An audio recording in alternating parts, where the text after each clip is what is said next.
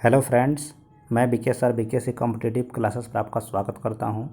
Friends, ये मेरा math reasoning series का 12वां पार्ट है। इसमें मैं आपको टोटल 6 इम्पोर्टेंट क्वेश्चन बताने वाला हूं और ये जितने भी 6 क्वेश्चंस हैं ये एग्ज़ाम ओरिएंटेड क्वेश्चंस हमने लिया है। और एग्ज़ाम ओरिएंटेड क्वेश्चंस का मतलब हुआ कि किसी न किसी एग्ज़ाम्स में क्वेश्चंस आ चुके हैं और आगे भी इसी टाइप के किसी न किसी एग्ज़ाम्स में क्वेश्चंस आएंगे। अगर आपने इसके पहले जो मैंने 11 पार्ट अपलोड किया है उसको नहीं देखा है तो उसको भी देख लीजिए, क्योंकि सीरीज वाइज आप देखेंगे तो आपका कंसेप्ट ज़्यादा क्लियर होगा। और अगर आप चैनल पे मेरे पहली बार आए हैं तो चैनल को ज़रूर सब्सक्राइब कर लीजिए, ताकि जब नेक्स्ट टाइम मैं वीडियो अपलोड करूँगा तो उसका नोटिफिकेशन आपको तुरंत मिलेगा और उसी टाइम आप या फिर उसके बाद जब मन करे आप वीडियो को देख सकते हैं। चलिए स्टार्ट करते हैं। देखिएगा, हमारा पहला क्वेश्चन है कि ट्रेन से हमने पहला क्वेश्चन लिया है कि 72 किलोमीटर प्रति घंटा की चाल से जा रही 60 मीटर लंबी रेलगाड़ी एक बिजली के खंभे को कितनी देर में पार कर लेगी। देखिए, सबसे पहले तो ये ट्रेन जो है किसको पार कर रही है, एक खंभा को पार कर रही है। तो आपको थोड़ा सा हम बता देते हैं। देखिए, जब कोई एक ट्रेन एक खंभा को या एक व्यक्ति को पार करती है तो उस खंभे या व्यक्ति के डिस्टेंस को ट्रेन के डिस्टेंस में नहीं जोड़ा जाता है, क्योंकि ट्रेन के सामने वो डिस्टेंस यानी कि खंभा या आदमी का बहुत ही मतलब छोटा और कम होता है, तो उसको जोड़ा ही नहीं जाता है। तो अब देखिए, आपके पास दो चीज़ मिल चुका है। हम यहाँ फार्मूला लगाने वाले हैं डी बराबर एस टी वाला, means D for distance, S for speed, T for time, यानी कि दूरी बराबर चाल गुना समय, इसी को बोला जाता है। अब देखिए, आपके पास दूरी कितनी है, तो दूरी 60 मीटर है तो आप यहाँ 60 लिख दीजिए। ध्यान रखना है यूनिट का ये मीटर में है। स्पीड कितना 72 है, लेकिन ये 72 किलोमीटर पर आवर लिखा हुआ है, देख रहे हैं ध्यान से। और देखिए, किलोमीटर पर आवर है और आपको डिस्टेंस पहले से मीटर में दिया हुआ है, तो आपको इन दोनों का जो है यूनिट सेम होना चाहिए। यानी कि अगर ये मीटर में है तो आपका 72 किलोमीटर प्रति घंटा नहीं, 72 मीटर प्रति सेकंड में उसको कन्वर्ट करेंगे। तो उसके लिए हम 5/18 से मल्टीप्लाई करेंगे। ठीक है, ये आपको हम बता देंगे कैसे आता है, बहुत ईजी चीज़ है, पता है 5/18 कहाँ से आया। और मल्टीप्लाई हम टी के बदले टाइम तो निकालना है, नहीं मालूम है तो टी ही रहने देते हैं। अब सॉल्व कर लेते हैं। तो देखिए ध्यान से, 18 चौका 72, ये 4 टाइम्स कट जाएगा। ठीक है, और इधर देखिएगा आप तो 5 से 12 मरतबा कट जाएगा, ऊपर ऊपर कट जाता है। और 4 तियाँ 12, 3 मरतबा।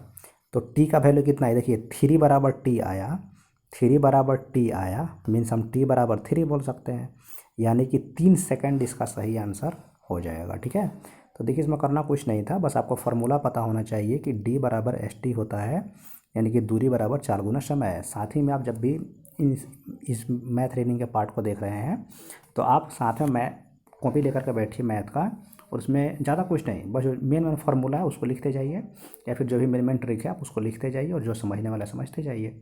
फिर आपका जो है धीरे धीरे धीरे धीरे क्या हो जाएगा, बहुत जल्दी मैथ रीडिंग आपका स्ट्रॉन्ग हो जाएगा और आप जो भी सेट बना रहे होंगे उसमें नंबर आपका निश्चित ही बढ़ेगा। चलिए नेक्स्ट क्वेश्चन को देख लेते हैं। तो देखिए, हमारा नेक्स्ट क्वेश्चन जो है वो सिंपल इंटरेस्ट से है, और ये है कि 6,000 रुपया पर 6% वार्षिक दर से 8 माह का साधारण ब्याज ज्ञात करना है हमको। ठीक है, तो देखिए सिंपल इंटरेस्ट का फॉर्मूला क्या होता है, तो सिंपल इंटरेस्ट का फॉर्मूला होता है एस आई बराबर P into R into T divided by 100। और पी आर टी क्या है, पी मतलब प्रिंसिपल, आर मतलब रेट, टी मतलब टाइम, मतलब मूलधन, दर, समय बटा 100, इस पर रख लीजिए। तो मूलधन आपको 6,000 दिया हुआ है, तो बस इसको हम क्लीन करके फिर से इस पर रख देते हैं। अब देखिए, तो हम सीधे अब लिखेंगे S I equal to P के जगह पे हम लिखेंगे 6,000।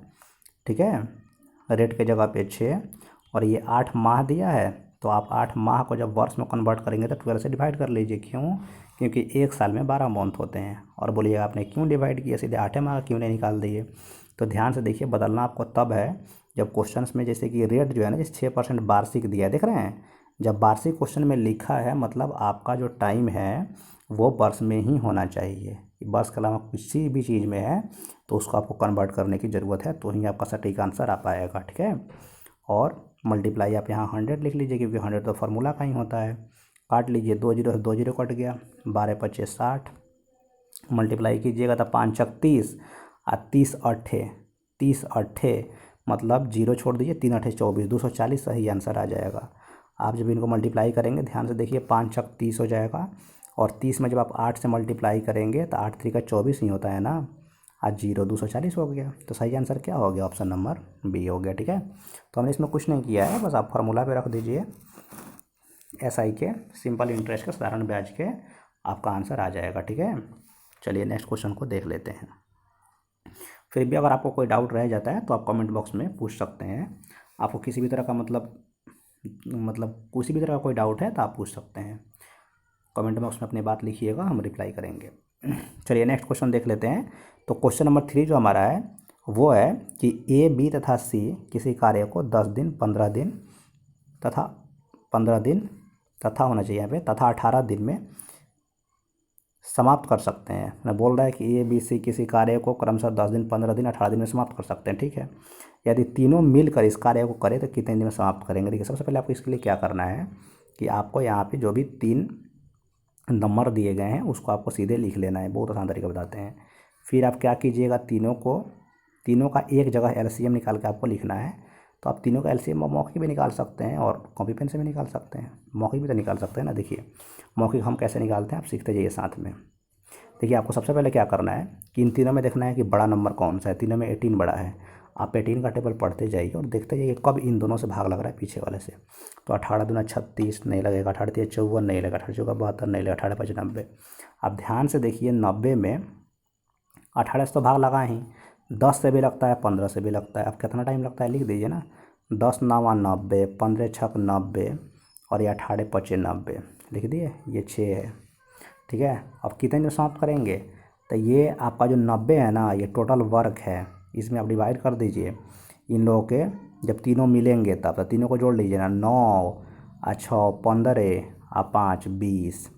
तब 20 से जब आप डिवाइड कीजिएगा तो 0 से 0 कट जाएगा, और 2 चौके 8 है ना, 4.5 आ जाएगा। कितना आ जाएगा? 4.5। तो इसका सही आंसर क्या हो जाएगा? ऑप्शन नंबर बी हो जाएगा। ठीक है, इसमें कुछ नहीं करना था, एक बार ध्यान से फिर समझ लीजिए। हमने सबसे पहले क्या किया है कि ए 10 दिन में काम को कर रहा था तो हमने उसको लिखा, बी 15 दिन में कर रहा था उसको लिखा, सी 18 दिन में कर रहा था उसको लिखा। फिर हमने तीनों का एलसीएम लिया, फिर उसमें डिवाइड करके लिख दिए। तो जब जो हमारा एलसीएम आया ना, टोटल वर्क हुआ, तो आपको निकालना है कि ये तीनों मिल के इस काम को कितने देर में समाप्त करेंगे। तो आप क्या कीजिएगा कि जो आपका एलसीएम आया, एलसीएम से डिवाइड करने के बाद जो आपका ये आया है ना कि भाई ये समझिए कि 1 घंटे में इतना यूनिट काम कर सकता है। ठीक है, मतलब ये एक दिन में ए 9 यूनिट काम कर सकता है, बी 6 यूनिट और सी 5 यूनिट। तीनों जब मिलेगा तो एक बार में 20 यूनिट काम होगा। 9 6 15 5 20, करना कितना है? 90 यूनिट काम करना है। डिवाइड कीजिएगा, 4.5 दिन आंसर आ गया। ठीक है, चलिए नेक्स्ट क्वेश्चन को देख लेते हैं। तो हमारा नेक्स्ट क्वेश्चन है प्रॉफिट एंड लॉस से, और ये है किसी वस्तु का क्रय मूल्य तथा विक्रय मूल्य का रेशियो दिया है 20:21, उस पर लाभ प्रतिशत ज्ञात कितना है। देखिए क्वेश्चन बहुत छोटा है, आसान है, बट आपको समझ में आना चाहिए। अगर समझ में आ गया तो बहुत आसान है, नहीं आया तो बहुत हार्ड है। देखिए कैसे हम इसको बताते हैं। देखिए पहले वाला तो स्पष्ट है कि सीपी है, पहले वाला क्या है? सीपी है, सीपी मतलब कॉस्ट प्राइस है। और दूसरा वाला क्या है? ये एसपी है, यानी कि सेलिंग प्राइस है। अब आप बताइए अगर हमको प्रॉफिट निकालना होगा तो हम क्या करते हैं? एसपी में से सीपी को माइनस करते हैं, यही फार्मूला होता है ना, यही फार्मूला होता है। तो आप बिना एक्स माने कुछ भी, सीधे 21 में से 20 को आप माइनस कर लीजिए। कितना आ गया? 1 रुपया का आपको लाभ हो गया। अब पी मतलब प्रॉफिट होता है, लाभ होता है। अब आपको निकालना है क्या चीज़? प्रॉफिट परसेंट, यानी कि लाभ प्रतिशत। तो हम हिंदी इंग्लिश दोनों बोलते जा रहे हैं, अगर आप थोड़ा सा ध्यान से सुनिएगा सब समझ में आ जाएगा। मैंने अगर किसी लैंग्वेज में दिक्कत है तो ध्यान से देखिए। तो प्रॉफिट परसेंट इक्वल टू, पहले आप प्रॉफिट लिखिए 1 बटा क्रय मूल्य। क्रय मूल्य कितना दिया हुआ है? क्रय मूल्य दिया हुआ है इसमें, सीपी दिया हुआ है 20, मल्टीप्लाई क्या लिखेंगे? 100। ठीक है, तो काटिए, 20 पचे 100, कितना टाइम्स कटा? 5 टाइम्स। तो हमारा आंसर क्या हो जाएगा? 5% हो जाएगा। क्या हो जाएगा आंसर? 5%। ठीक है, देखिए कुछ फार्मूला तो आपको जो बेसिक है वो याद करना ही पड़ेगा, जैसे कि ये प्रॉफिट यानी कि लाभ का फार्मूला होता है विक्रय मूल्य माइनस क्रय मूल्य। ठीक है, अगर आपको नहीं पता है तो आप लिख लीजिएगा। प्रॉफिट परसेंट का फार्मूला होता है लाभ प्रतिशत का, लाभ बटा CP गुना 100। किताब में भी दिया हुआ है, अगर आपको नहीं पता है तो आप लिख सकते हैं। ठीक है, इसी पे हमने रख दिया और हमारा आंसर कितना आ गया, 5% आ गया। ठीक है, चलिए नेक्स्ट क्वेश्चन को भी देख लेते हैं। तो हमारा नेक्स्ट क्वेश्चन है, ये भी प्रॉफिट एंड लॉस से ही और अच्छा क्वेश्चन है। देखिए, बोल रहा है किसी वस्तु को 20% लाभ पर बेचने से उसे 20% हानि पर बेचने की तुलना में 60 रुपया अधिक प्राप्त होते हैं, तो वस्तु का क्रय मूल्य ज्ञात करें। ठीक है, तो आसान है। वस्तु का क्रय मूल्य मतलब कॉस्ट प्राइस हमको निकालनी है, तो CP इक्वल टू हो जाएगा, ट्रिक होता है इसका, आप रुपया लिखिए बटा, अगर लाभ और हानि दोनों हो रहा है, मतलब लाभ लाभ है या हानि हानि, तो उसमें माइनस करते हैं। लेकिन एक बार लाभ हो रहा है और एक कंडीशन में हानि हो रहा है, दोनों को जोड़ दीजिएगा। 20 कितना हो जाएगा, 40 हो जाएगा, गुना 100 कर दीजिएगा। CP निकल गया, 0 से 0 गया, 4 से 25 टाइम कटेगा। 25 में 6 से जैसे ही गुना आप करेंगे, 6 गुना 25 जैसे ही कीजिएगा, तो आपका आंसर कितना आ जाएगा, 150 आ जाएगा। तो 150 इसका सही आंसर हो जाएगा, जो ऑप्शन नंबर ए में दिया हुआ है। ठीक है, अगर मान लीजिए आप ट्रिक लिखना चाहते हैं तो आप लिख सकते हैं, लेकिन ये सब लिखने को ज़रूरत नहीं है, आप याद ही कर लीजिए सीधे। सब सिंपल होता है कि अगर मान लीजिए कोई क्वेश्चन ऐसा आता है भाई, अब क्या याद कैसे करेंगे, याद करना है किसी वस्तु को, मान लीजिए कि भाई पहले बोलता है कि हाँ 20% लाभ पर बेचने से, फिर उसे 20% हानि से बेचने की तुलना में, यानी कि ये कंपेरिजन वाला क्वेश्चन है। इतना रुपया का अधिक लाभ हो, मतलब अधिक प्राप्त होता है चाहे कम प्राप्त होता है, तो इसमें अगर CP निकालना होगा तो आपको लिखना है पहले रुपया बटा, अगर क्वेश्चन में लाभ हानि दोनों दिया है तो दोनों को जोड़ देना है, लाभ लाभ देगा तो घटाना है, हानि हानि देगा तो घटाना है, आप मल्टीप्लाई 100 कीजिएगा, आपका आंसर आ जाएगा। ठीक है, चलिए नेक्स्ट क्वेश्चन को भी देख लेते हैं। तो हमारा नेक्स्ट क्वेश्चन आ चुका है और नेक्स्ट क्वेश्चन है, इसको थोड़ा सा ध्यान से समझिएगा। इसको आप बिना कॉपी पेन उठाए बना सकते हैं। अब बहुत इंपॉर्टेंट क्वेश्चन है, एग्जाम में बार बार कई बार पूछते, इतना मतलब हमेशा आते रहता है, और सब भी ठीक है आता है, लेकिन थोड़ा सा ज़्यादा ही आता है। देखिए, इसके लिए क्या करना है आपको, बोल रहा है कि एक धनराशि साधारण ब्याज पर 10 वर्ष में 2 गुनी हो जाती है, कितने वर्ष में यह समान ब्याज दर पर तिगुनी हो जाएगी। ठीक है, तो अब देखिए, सबसे पहले तक हम आपको इसका ट्रिक बताते हैं। पहले तो आपको वर्ष दिया हुआ है और बाद में पूछ रहा है कितने वर्षों में यह समान ब्याज दर पर तिगुनी, यानी T2 आपको, इसको T1 अगर हम मान लें तो हमको क्या निकालना है, T2 निकालना है। तो T2 के लिए, T2 मतलब टाइम, दूसरा टाइम हमको निकालना है। तो इसके लिए फार्मूला याद रखेंगे कि N2 - 1, ट्रिक है, बटा N1 - 1 गुना T1। ठीक है, आप इसको याद रखिएगा, इसको लिख लीजिएगा। ठीक, अब आइए इस पर देख लेते हैं। तो हम अब निकालते हैं T2।